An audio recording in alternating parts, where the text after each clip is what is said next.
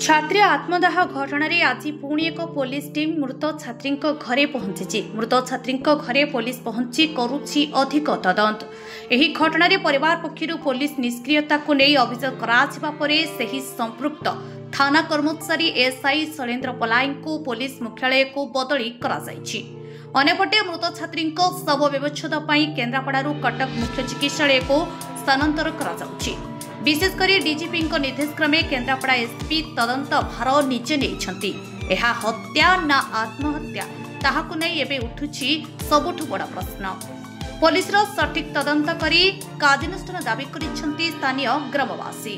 आपण एकला काई रखि न जानि व्यक्ति बोली बाबर जति कोन दिन छले को जाय आपण तर कोन काम नुहे से फेरिबो आपण जानि नंती बोली कहउछंती आ लोकन भरोसा कोन पुलिस पर रहिबो आपण ए विषय यदि कहिबे पुलिस पर भरोसा कोन रहिबो आपण मीडिया रे आपण कई प्रश्न पचारती किंतु रहिबे प्रकाश प्रधान नहीं कोन कहबे आपण को पंचायत आपण को गां रे गोटे छात्री आत्महत्या करछि कोन केम देखुछन काहे के आत्महत्या कले। निश्चित भाव में मुझे परिवार को समवेदना जनइबी। प्रथमे दुख प्रकाश करुच्ची एभली अभावनीय परिस्थिति घटी जहाँ पीड़ित जी मृत वरण कर जो छात्री तांकर बापांकर बयान होची से जेतेबेले बाजार को जाइथिले स्वामी स्त्री घर को फेरी देखिले घर भीतर पटर कबाट लॉक थिला घर ताढ़ी की पशिला परे देखिले झियो जली जाइकरी मरी जाइछि पोड़ी होइकि मरी जाइछि।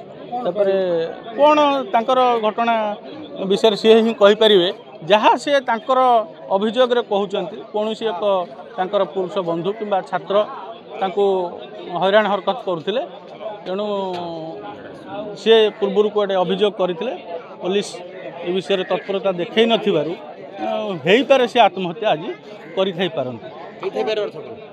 करें संभाव माने घटना क्लीयर है आमे केमती कहि परिबे एटा पोई एटा हे कोन दाबी रखिबी आईन सठिक ढंग रे तार तदंत करू दोषी जे अछंती प्रकृत दोषी से दंड पान। आपण परिचय मो घर होची क काठियापड़ा एटा होची ख काठियापड़ा। आया कोन कहबे आपण को एई आम पंचायत रे जो दुर्घटना घटी भल पाइबा जनित ए दुर्घटना होईची बा पड़ी जाईची जेहेतु तांको बापा मेडिकल जाइथिले आसिकी 10टा बेले देखिला बेलू दी पटू कबाट दिखाई एवं कबाट ताड़िकी पशिला बेलू झील पोड़ी आत्महत्या करिछि। किंतु आमे जा शुणा पाउचु से भल पाइबा जनित ये केस होईछि।